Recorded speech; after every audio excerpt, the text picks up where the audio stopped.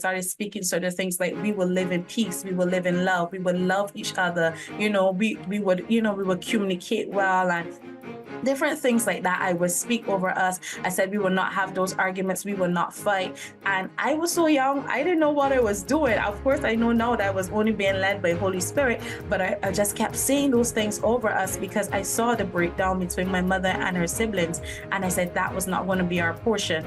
And then what I did after that is that from 15 years old, that's when I started my first business. You're listening to Altered Stories with Michelle Renee Gutch. Hello, Altered Story Show listeners, and welcome to my Season 3, Episode 130, Defying All Odds, God's Story, featuring my lovely guest here, Kimisha King from Barbados. This is your Chief Storyteller host, Michelle Saunders Gutch, and thank you for listening and watching my show that helps Christian women share their God stories so women around the world can hear them and never feel alone. Friends, I have the honor of being able to record this episode on the first day of Passover. So, for our Jewish listeners and supporters out there, happy Passover. And I hope all of your friends and family are blessed during this season. And friends, I hope all is well for those of you that I haven't talked to in a while, which we have a couple weeks between episodes. So I hope you're enjoying listening to all the God stories that we have so far released. And now, friends, I'm excited to say we're in 65 different countries. Many podcasters are in way more, but for us, this is a great growth. So we're excited. And also, friends, I did want to mention that you can listen to my top 52 episodes by purchasing my 52-week devotional for a donation of $20. You can go online and get it, and you're going to get some incredible God stories and some special time with Jesus as you listen and as you let the Holy Spirit minister to you. And you can get that download on our website at www.alteredstories.org/Devo. It'll also be in the show notes. So now, friends, I am excited and I am honored to bring to the mic Kimisha. She is a referral from a former kingdom building powerhouse queen guest. Her name is Dr. Vicky. Can you help me pronounce her name, Kimisha? Because I don't want to get it wrong. Autorina. Okay, so she was on our show. We were so excited to have her, and she's the one who invited the lovely Kimisha. So I'm just going to share a few words about her because I love doing this. She is an author. She's a speaker, podcaster, international speaker, certified master trainer, certified international life purpose coach.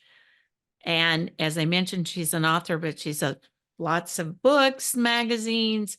And what I love is she's the founder of a powerful women's empowerment organization called Queensmindset. So you can see she's got that in her office there where she is recording. And she's been featured by over 500 media houses throughout the U.S. and Nigeria. Wow, she is too a powerhouse. So let's get to know her. Welcome to the Altered Story Show, Kimisha. How are you doing? Thank you. I am doing well. How are you? Thank you so much for having me. Yeah, I'm doing well. And, do share anything else that I haven't about you. Sure. To add to that, I'm also a visionary strategist as well. And our mission and vision at Queensmindset, because we are a women's empowerment organization, is to help women to birth their visions and walk in their purpose. And that has become my mandate, just working very closely with women and helping them to take it from the seed to the fruit and helping them to see the results. It has been a lovely experience. Some of the other things that we also have outside of our magazine as well, we have our talk show. It's called Battered, Bruised, Not Broken. And that's where we highlight women from all walks of life and we help them to tell their stories on various adversities that they would have overcome. And with that, it helps them to get that form of healing. And it also allows for that person who is listening to be motivated, inspired, and encouraged so that they know that they too can also overcome as well. Recently, we have just partnered with Daily Faith Network, and that's a network station in the USA, located actually in Orlando, Florida. And then we also partner with Power Influence Radio as well. And we have started a channel with them, which allows us now to be able to share the stories even wider than we were before. Because with Power Influence Radio, we are now being picked up in Houston, in Dallas, and also in it's Houston, Dallas, and Atlanta as well. So we are in those 3 states right now, where you're hearing the stories of these women just spreading. We also have our ladies buffet brunch, and that happens once a year. It's an annual thing. It's under theme as well. This year we're doing the tea party kind of theme style for the women. Yeah, and it's tied to the same Battered, Bruised, Not Broken talk show, where we've decided then to let's get the ladies in the room and let's begin to do work on different things. So it's all on the same theme. This year we're going to be focusing on that strong woman syndrome. So we're going to be looking at that this year in June. So that's a little bit more about me and what we do over at Queensmindset. You are a busy, busy, busy, busy, busy woman. That is phenomenal. I can tell Thank you. you. It's so exciting. And I love to partner with the women like you and collaborate because so in line with our mission and our vision and what we're doing here in our ministry. We're actually having our first go live event. We're going to have our first God Story speaker speak, and we're Yeah. partnering and aligning with a worship ministry that does healing through worship music. So we're calling it the Women at the Well, our stories and our songs.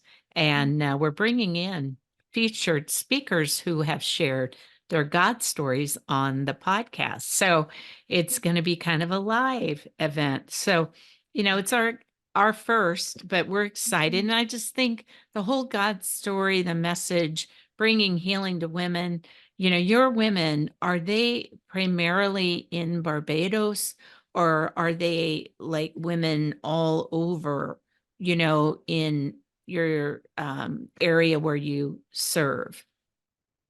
We started just in Barbados, but now we've expanded greatly. So we have throughout the Caribbean, we have in the USA, we have in the UK, we have in Nigeria, Kenya, Ghana, so different parts of Africa. We have persons there too as well. So we've been expanding. Wow, We've been praise expanding. that's so wonderful. I love that. That is so good. So healing, sharing Jesus, sharing hope and healing. Yeah. When another woman shares her story is so important. So let's talk about this. Why do you think women should share their God stories, Kimisha, since we're talking about this? Why do you think it's so important? I just love that question. You see, telling your story is really, it starts by being able to free you as a person, because many times we go through so many different things, especially as women. And because we have that kind of strong woman syndrome, we believe we have to have it all together at every time. And we tend to hold it back because we think we need to be strong. Like if we start to break down, people are going to say something is wrong with us and we feel as though we have become weak. But when we tell our story, what we're doing is that we're empowering others to walk in their power. Because Right. by sharing your story, you are impacting others and you're also getting healing too as well, because sometimes we are trapped by our stories. We're trapped by our past. We're trapped by things that would have, occurred. And many times persons are battling with that because of shame or guilt, or feeling embarrassed because they don't want anyone to know.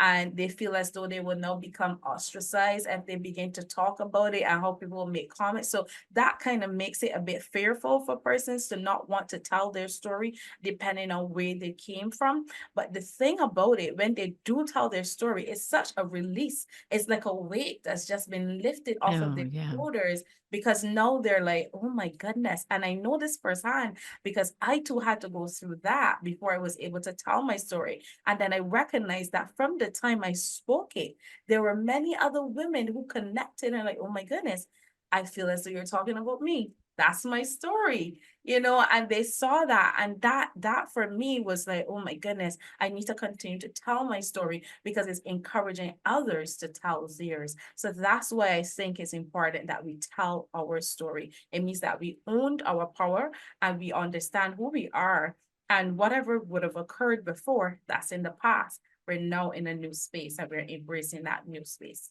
Yes, it's so freeing. I mean, the enemy tries to keep women so Yes. bound up. And, my Mm. story's not good enough, or, I don't have this, or, I'm not ready yet. I mean, Yeah. and once I've had women on the show who have never really shared their story. And then the first time they did, there was such a healing piece, you Yes. know, that goes with it.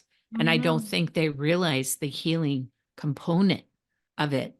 And it really freed them. It frees you, right? So we're going Mhm. to hear an incredible story about Kamisha and what God did in her life. And so that's going to help so many. And I'm so excited. So, Kamisha, where does your defying all odds God story begin? Walk us through it and share where the Holy Spirit leads you to. Definitely. So it all started at the age of 4. So I grew up in a home, a dysfunctional home. And I know many of us, we can definitely relate to that, where we can definitely say, well, hey, I've had some form of dysfunction in my home. For me, I felt as though I had the worst level of dysfunction, to be quite honest, because I remember just being 4 years old. I would sit in front of the television, and I just kind of use the television to escape. I use it to create a new reality for me, because when I looked around at everything that was happening, it just didn't make sense. For one, I came up in humble beginnings. So coming up in humble beginnings, that's just really a special way to say that we were very poor, living in a small home with about 9 of us, just 3 rooms. And, it was my mom, my grandma, my dad, my aunt, my uncles, we were all packed in there. And I remember one day I was sitting at the table, just coloring with in my coloring book with my friend that my mom was babysitting at the time. And I heard this loud commotion just coming from the kitchen that was just centimeters away, because of how small our home was. So I ran to the kitchen to see what was happening. And when I got there, I saw that my grandmother, she took the hot boiling water off the stove, and she just tossed it at my mom. And in my mom's immediate reaction, she just took the hot food off the stove that was cooking at the time and tossed it back at her. I started crying and screaming and trying to stop this whole thing that was happening. And before you know it, I can see it, even if I'm talking to you right now, being so young, people say, how do you remember that? It's because it left a stain on me. And then I would see from time to time, either my mom and my uncles, they would have arguments in the house. Sometimes my mom and her sister, they'll have arguments too as well. And I just could not understand why it was that, my mom and my grandmother could never get along. It just didn't make sense to me. And it's only after, as I grew up, And I started to more, question. I wanted to find out why. And I remember my mother had went to a church service, and at the church service, there was a prophet there. And she began to prophesy to her, and she started to tell her things about what was happening between her relationship and her mom, with her mom. And I was like, okay. So she said some things that made us question, is this really true? So my mom came back home and she asked my grandmother, is it true? You see, what the prophet said to her was, the reason why the relationship is so broken is because at a young age, your mother attempted to abort you several times, but God said no. And when she came back and she spoke to my grandmother about it, my grandmother, she said it's true. And then I started to, because I was praying all that time for us, I wanted to find out why. And God was beginning to reveal why this was happening. And that's how I understood the reason for the relationship being so broken is because at the time when my grandmother was pregnant with my mom, you see, my mom was a third child and her dad had just left the island. He had packed up everything and he was gone for good. So my grandmother, in that moment, she's thinking, now I'm left with this third child. And how am I going to be able to provide and do all these things? So it's like she kind of resented her father and in return resented her because she felt as though, she was the reason why he left. Not knowing there were so many other reasons around why he would have left and just left her like that. So they never got that opportunity until my grandmother was close to her dying bed. And that's when they were able then to mend those things in her, her lasting days here on earth before she passed. And when I just look back at that, I was like, okay, now I'm starting to understand what's happening here. And then I witnessed my mom, seeing my dad, he was cheating on my mom repeatedly. Every single time he just continuous cheat on her. And then one of the things that happened out of that is that I have another sister that's not from my mom, but that sister is the same age as the sister that is from my mom. They're almost like twins. They're only 3 weeks apart. And that's Wow. because my dad cheated. So being so young and being a daddy's girl, I didn't understand what he was doing. So when they were arguing and they were fighting and different things were happening around me, I used to think that my mom she just didn't like my dad. And, I was upset with her, because I felt like she was trying to tear the family apart. Because in my mind, from watching the television shows, I saw families coming together. I saw them eating together. I saw them doing fun stuff together. And I kept questioning, what's wrong with me? Why is it that nobody wants to do this with our family? Why is it that we can't have that fun time together? Why we can't do those fun things together? Why is it that we're always arguing? We're always fighting? I started to question what was that and where was that coming from? And of course, as I grew up and I started to study, I studied psychology and I started to understand. And I also prayed a lot about asking God to reveal to me what was going on with my family. I understood only only at a later age that my father, he was an orphan. You see, my dad, at a very young age, I think it's like 6 or 7 years old, his father killed his mom. And he was the one that found the body. And he became an orphan. And having to go through that process of feeling like nobody loved him, nobody wanted him, dealing with rejection, dealing with all of those things. And here is my mom on this side. She's also feeling rejected by her mom. Nobody wanted to love her. She's feeling all those things. So the two of them were both wounded and they came together. They're broken. And that's why it never worked. That's why it was so off balance, and that's why we had those inconsistencies, and that's why the level of dysfunction was occurring, because they both were not in a place to be able to to do the things that they were called to do, especially as parents. But at the same time, I what I saw with my mother was a level of resilience, because even though she experienced all of those things, she never gave up.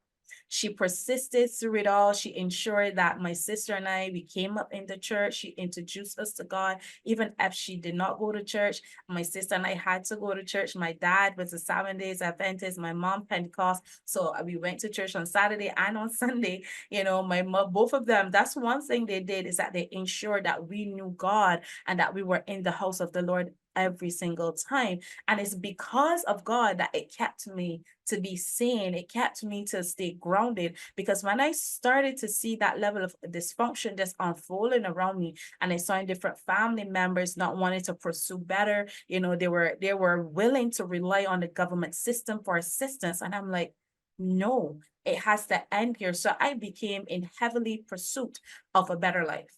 I told myself, I'm going to break it. It's going to end with me. And this is not going to continue through our bloodline. It's going to cut off at me. So I pursued studies. I did everything that it took to make sure that I can go to college. I went to university. I started businesses. I made sure I did whatever I could so that I can come from among that level of poverty, because many nights sometimes we didn't have any light because my mom couldn't afford to pay the electricity bill. She had to choose where she's going to pay the electricity bill or where they're going to pay the water bill. And then there were some times when we didn't have enough to eat. We always ate something, but we didn't have like the others, like how they would eat more, fancy foods and stuff like. We had the basic things, and we didn't have uniforms like everybody did for school. We had like one or two. So when you go to school today, you come home, you have to wash that for the next day and prepare yourself. So having to see those types of things, and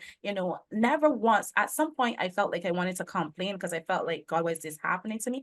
But I understood very early, I can do two things here. Either I'm going to continue to complain, or I'm going to find a way out. I chose the option to find a way out. And I started just speaking over my sister, and I saw my mother and her sister not getting along, saw them arguing, saw them fighting. And from an early age, I started putting at that time, I didn't know there were affirmations, but I started putting affirmations on our door, on our bedroom door. I started speaking sort of things like, we will live in peace, we will live in love, we will love each other. We would communicate well, and different things like that. I would speak over us. I said we will not have those arguments, we will not fight. And I was so young, I didn't know what I was doing. Of course, I know now that I was only being led by Holy Spirit, but I just kept saying those things over us because I saw the breakdown between my mother and her siblings. And I said that was not going to be our portion. And then what I did after that is that from 15 years old, that's when I started my first business. I learned how to braid hair. So I would braid hair from people within the community. And that was able to help me to go to school when my mom didn't have enough money because she was working different jobs, trying to do other stuff. I was able to take care, of my funds for school. I got a job to get me into university. My first year university, my mom didn't have to pay. I was able to cover the full tuition for that first year because I got a job. And then on top of that, I got an opportunity to get a scholarship to study in Canada. And at first, there were so many different things that went wrong because the lady at the time, she made some errors with the application. So I would have lost. But because of my faith in God, and because I decided that I was not going to be a disadvantage, I went full straight into entrepreneurship. I ensured that I did everything that I could. I began selling juices. I remember staying at the gate of my church every Saturday morning in the hot sun without an umbrella, and I would set up with my cooler. I'll have my juices there, and as the public transportation pass by or people walk by, I'll offer them to purchase one of my juices. I'll tell them what I'm doing, tell them it's for school, and I'm trying to make the funds. And some persons will purchase, and then when that was not working fast enough for me, I started selling snacks at school. And when it wasn't working fast enough, then I decided, okay, I'm gonna have to do something more. I had a concert, but nobody came to this concert. Absolutely no one except for my family and those who were a part of the concert. And I remember just sitting there ready to break down in tears. And my cousin, she came to me the same time. She said, "You're not going to cry." And I'm like, I just wanted to break down. She said, "I want you to continue doing it." Because in my mind, I'm thinking, I don't have the money. I don't know how this is going to work. I don't know how the money is going to come because I needed to pay because of the error that was made in the application. It meant that the scholarship did not go through for the full amount that I was supposed to have to cover me for that year in Canada. And I knew I couldn't ask my mom. I knew I couldn't ask my father because they were not in any financial position to assist me. And I just kept thinking to myself, how is this going to work? But I kept on my knees. I kept praying. I kept asking God for a sign, asking God for ideas. And then I wrote to some places asking for sponsorship. Some companies totally shut me down. And then one or two of them, they offered to assist me. I did a barbecue to see if I can sell some like burgers and hot dogs, and chips and so on to get monies coming in. And it was okay, but it was not as successful as I wanted it to be. So then I had to choose another route, and I had to just consistently just keep going. And I came up with another idea called a dollar drive, where I would drive through the community. I would, because I did dancing as well, modern dancing. I would stop at different intervals. We'll just play the gospel music and we'll dance in the street so people can come out. And then as they come out, we just go to them, we ask them to just give $1 and just ask persons for that. We were able to collect some funds from that, but again, it still was not enough. And I just kept thinking, what's going to happen here? But in the end, I had to make a decision. I had part of the money, not all of the money, and I had to trust God on that. I took the leap of faith. I arrived at this school, and when I got there and I saw the lady, she was super shocked. She was like, "Oh my goodness, I thought you were not going to make it because I know that there was an error with the application, and you needed certain things to be here." However, she said, "Only yesterday I spoke with the vice chancellor, and I asked them to pull your application so that we can resubmit it for the full scholarship." She said, so I sent in the paperwork for the full scholarship, and we should be hearing back something from them in about 2 weeks. And then we'll know for sure if you gotten the scholarship. All that time I'm at the school and I still don't know if I'm going to get the scholarship, but I knew that God had brought me that far. He was going to fulfill it. And indeed, he did. In a matter of the 2 weeks, like they said, I got the email, I got the call, and it was successful. I got the scholarship and everything was sorted, and I saw God move. But that was because of my faith. I kept seeing what was happening back home, and I knew that I had to be the person to change it. And that's that's really what built my story for me in terms of being able to defy all odds. Wow. What an incredible story, gal. I Mhm. mean, Chimneys, that takes an incredible amount of Yes. perseverance, belief, tenacity, and Mhm. just forthrightness. Yeah. I mean, so many people have a defeated Yeah. perspective. Mhm. And through your faith and through your vision, Yes. you saw past that Mhm. and you never gave up. No. I mean, how many different ways did you go out there and try to raise what was needed?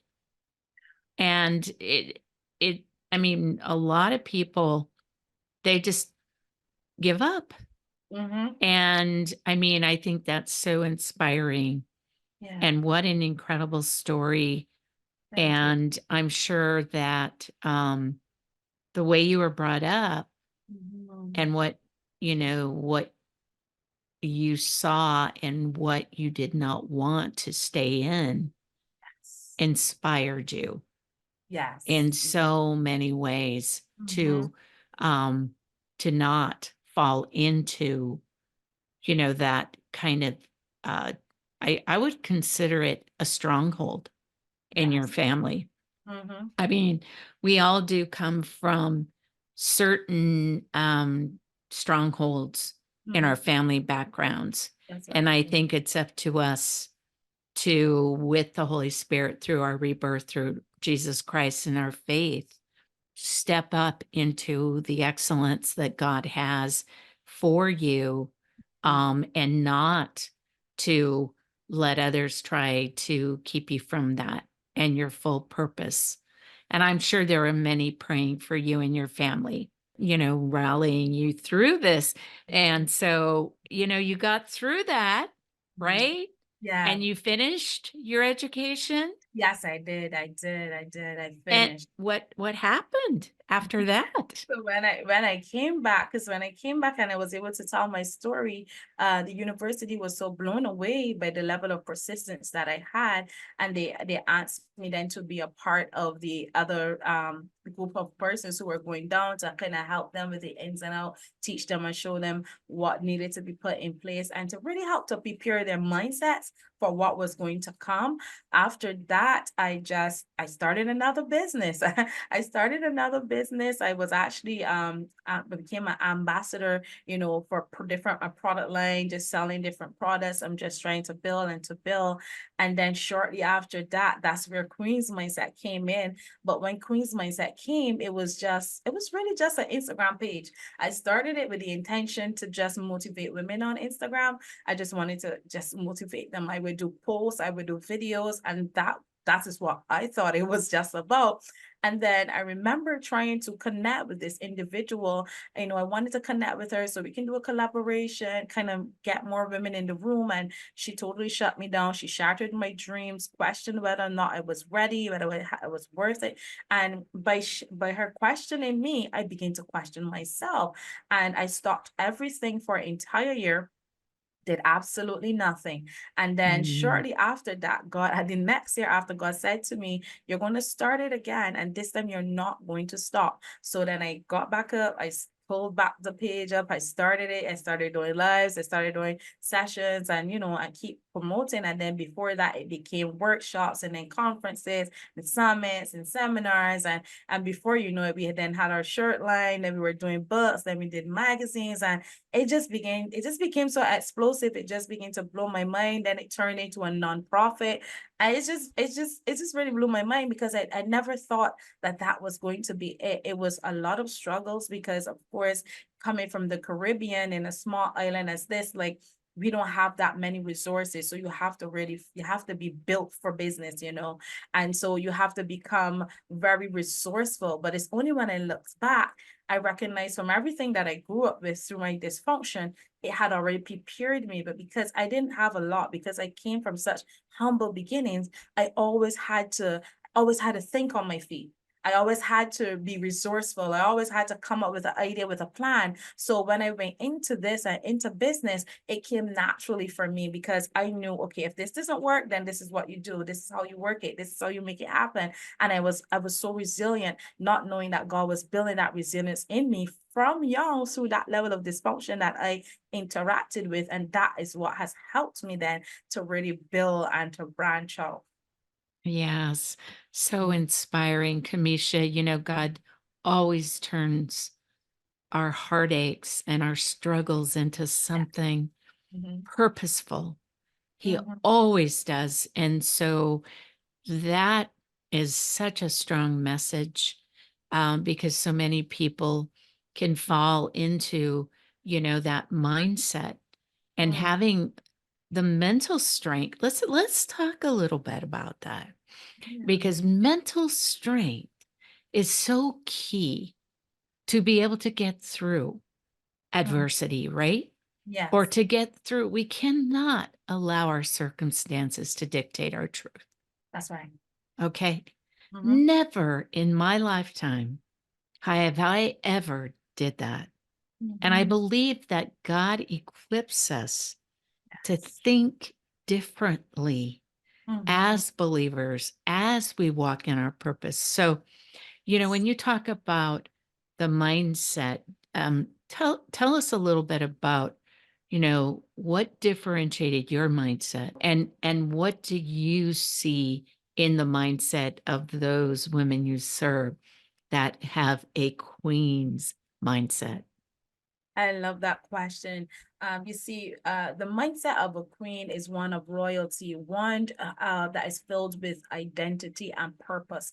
And to say that you are a queen, it means that you understand who you are. If you look at just looking at the crown itself, we see that, when you hear the queen or the king is coming, they walk a particular way, they speak a particular way, the level of confidence is there. They're assured of who they are, they are certain of what they've been called for. They're not looking for someone else to tell them. And they're so focused, they're goal oriented, they know where they're going. So when I am working with those women, women, I am working with them and teaching them how to turn on that level of their mindset, because it's already there, because God has already, he's already built it. He says that we are royalty, we're a part of the priesthood. He already tells us that we're a child of the Most High God. And not only are we our children, he calls us friends. So the fact that we are in with him, then there's a level that is expected of us. So it's about bringing them back to that and teaching them, or being able to guide them so that they're able to discover the identity in Christ, because they're not going to be able to assume the position or accept the role of a queen until they have identified with it. And many times, because of their past or because of the trauma that they have, and dealing with various things, they kind of start to count themselves out. For example, with me and what I came through, I would have counted myself out too as well, but it was because I was so determined.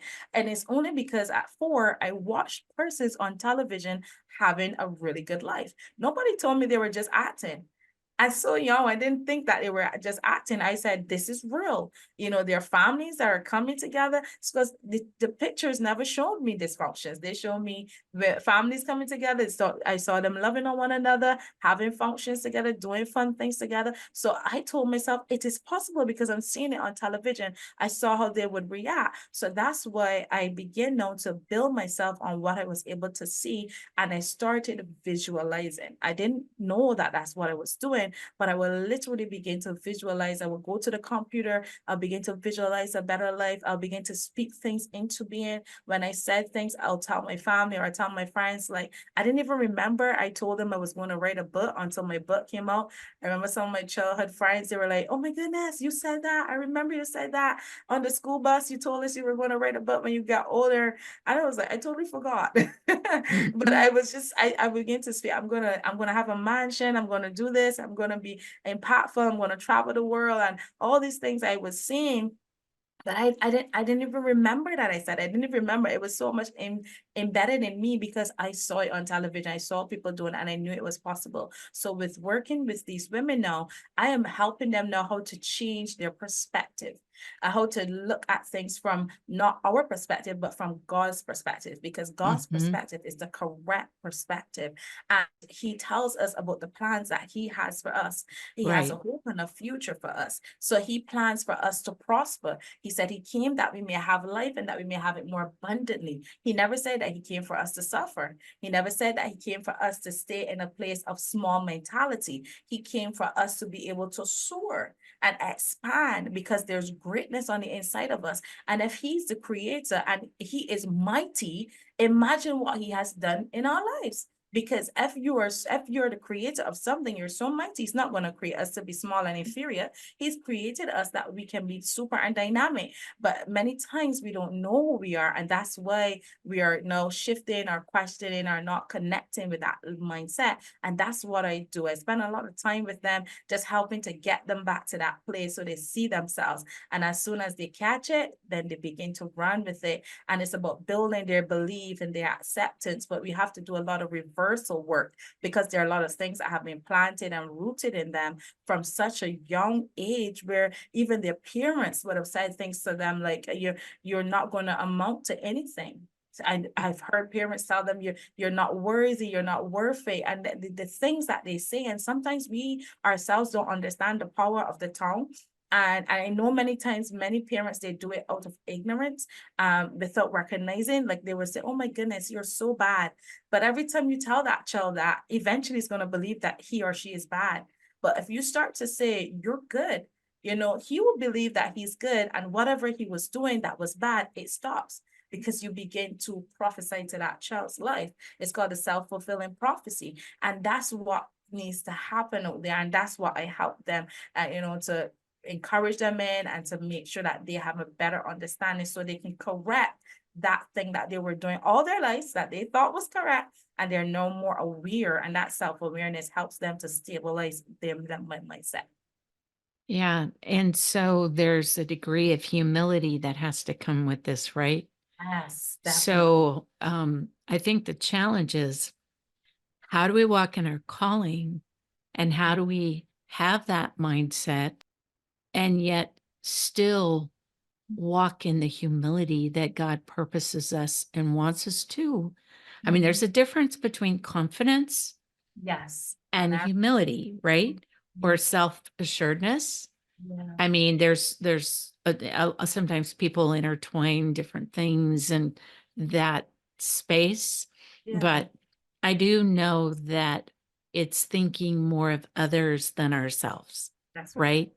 So even as we heal and we move forward and we walk in our calling and God is equipping us and we're in our destiny and God is blessing us with the abundance he gives us, not only just through monetary, but just in other areas. Um, it's a balance. And so I think we want to always remember that God is in complete control, right? Of our destiny. That's right. And he's a jealous God. And he definitely wants us to um, not replace him in our lives, right? But to honor him, to glorify him, and to continue to do that.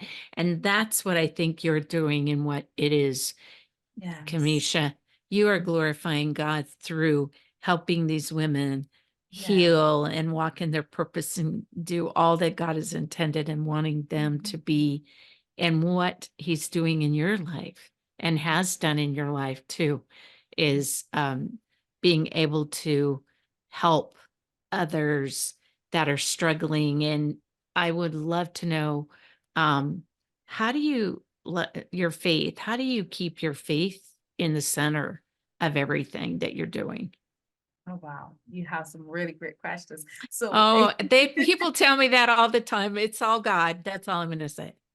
yes. So how do I keep my faith? I love what you said earlier about the level of humility, because sometimes as you become confident in who you are and as you become, more sure or assertive in who you are, sometimes it can mix to go over to arrogance. And that's important that we always stay close. So for me, how I keep that is to remember who has given me this opportunity, because Yes. if it had not been for God, I would not be able to speak with you today or with your audience today. And it's all about glorifying God. And we must always come back to the reason for the assignment and who the assignment is for. And if we begin to remember who the assignment is for and where you're on the mission, then you are able now to humble yourself. So I spend that time in that secret place because I understand that's the only way I can go out and do what He has called me to. I have to be able now to spend time with Him, consult with Him. And I think many times that's some of the things that some people are not doing. They're not consulting with God. He's the CEO of Queensmindset. I just get the opportunity to stand behind it because He has afforded me that opportunity, but He could have chose someone else. And from the time I'm able to acknowledge that, I get to do this, because God has allowed me to, it makes a difference because now I'm able to say, okay, this must be able to glorify God. And it's not about glorifying me or for persons to say at the end, oh my God, thank you so much. You did all this for me. It's like, no, God used me to help you to come to Him.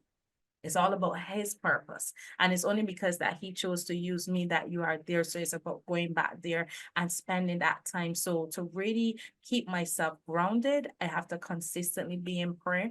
I have to consistently be reading His word. I have to be consistently worshiping. I love to worship. I'm a worshiper, just spending time in His presence, inviting Him in the room and letting Him know that I'm partnering with you. So it's not about me. I'm partnering with you. And from the time I was able to do that and change that and stay in that place, I saw God do some amazing things in my life because I have allowed Him to lead and for me then to be guided. And once I have submitted myself to Him, then He's able now to do the things that He really calls me to. And that's what keeps me grounded, that level of submission to God continuously. Perfect. That's what I have found. Yeah. And I think when you're an entrepreneur and a kingdom entrepreneur, we do have someone that we serve in heaven, and He is our Lord and Savior. And He has equipped us in everything that we have, and what we owe to God is, our reverence, right? Yeah. Our Yeah. reverence to God. So we have to remember that God is, the maker of the universe. And, here in the United States too, today is not only that Passover, but it's Earth Day, right? I don't know if you hear about this. It's, I just kind of go, well, I'm going to center God around this and say he's the creator of the universe. That's Now I'm right. going to celebrate all of his creation. Yes. And he made the earth, he made the heavens. So I can celebrate God today. I love to celebrate his creation all the time, right? So just like you, I know in that beautiful Barbados country. And I guess we're going to have to wrap this up here soon. As much as I would love to just talk with you and talk with you, Kimisha, we've had such great conversations. Yes. So, any last words for anyone that might be struggling, that is out there and is just, just having a hard time being lifted up? I mean, you've shared so many wonderful truth nuggets and everything, and then if you could tell us how you can be reached, that would be a real blessing too. Absolutely. So I really just want to encourage that woman out there who is watching or listening to us right now. If you have a story, I encourage you, I urge you to tell your story. I know many times we are looking for the perfect timing, we're looking for the perfect setup to tell that story. But sometimes you don't need the perfect, because God works with imperfection. He creates a masterpiece from the mess. So it's about just opening up, tell your story, free yourself, and then bring other people in the room, because what's happening is that there is a line, and right now you're standing by the doorway and we're expecting you to move so that our sisters who are behind you, that they can get through the door. But if you stay at the door, you block the entrance, they're not going to get in, because you're not fulfilling what you've been called to. So don't be selfish by staying there and keeping the story for you, and don't allow the enemy to tell you lies. He's the father of lies. He's going to tell you that nobody wants to hear your story. He's going to tell you this is not the right time. He's going to tell you a lot of things, but I want you to remind him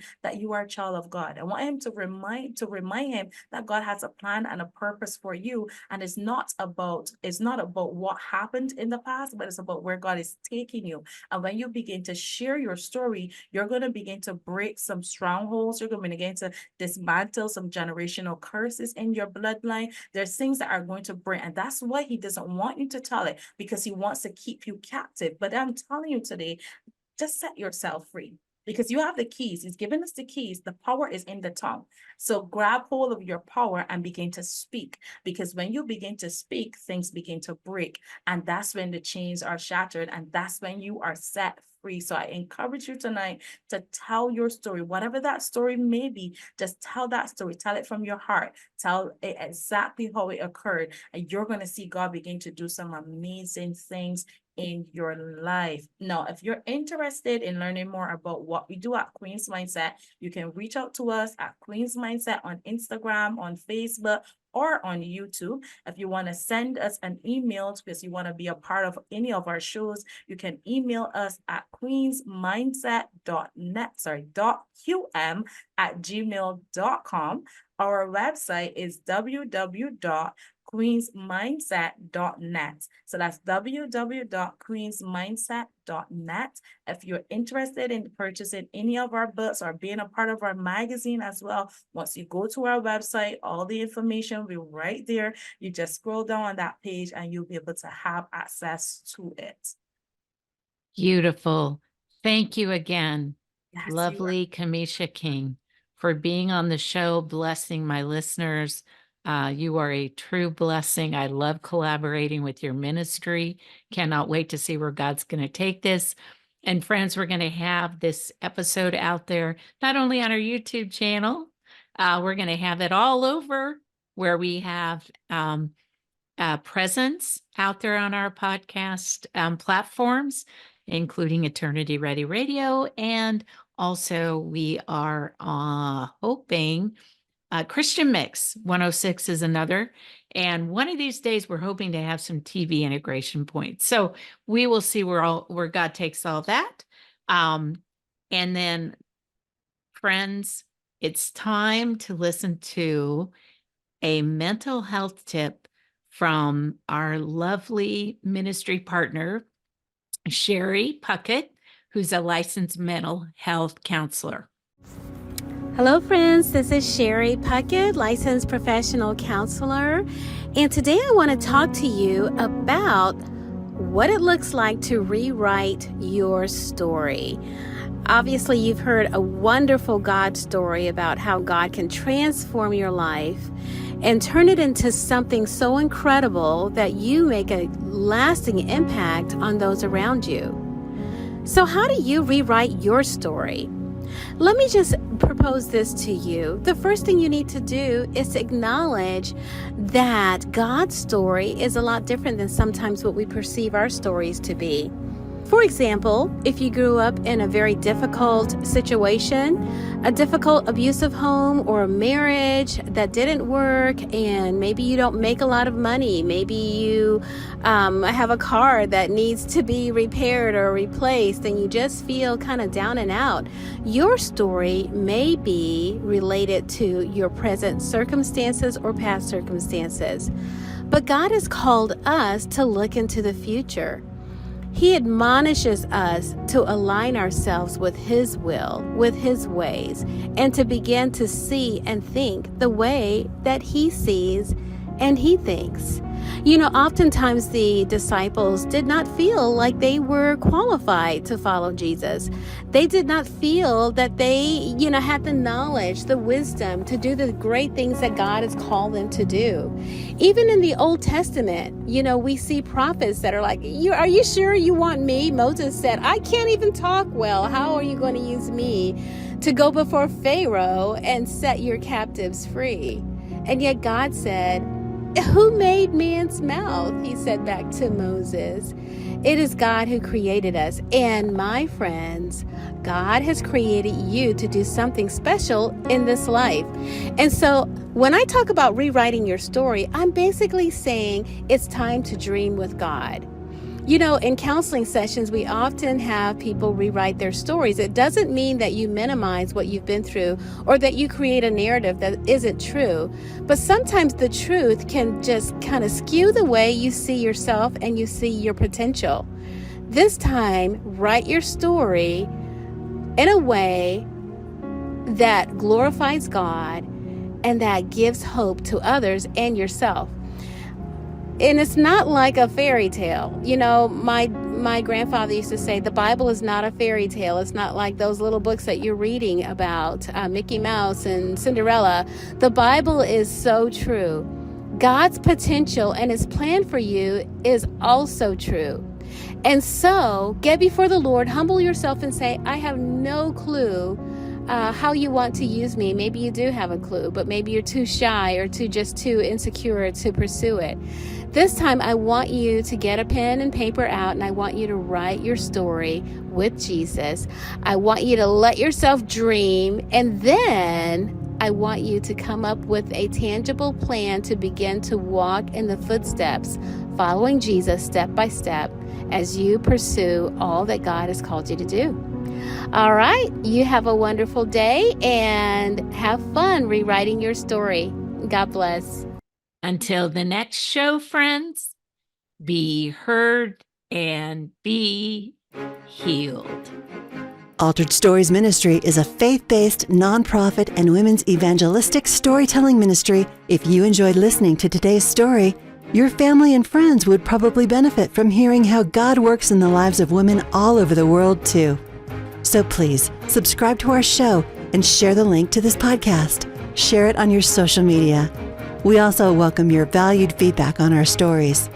Also, we'd appreciate your prayerful consideration in sponsoring one of our future God-glorifying stories and welcome your tax-exempt financial donation. To find out more on how you can support our ministry, you can log on to our website at www.alteredstories.org.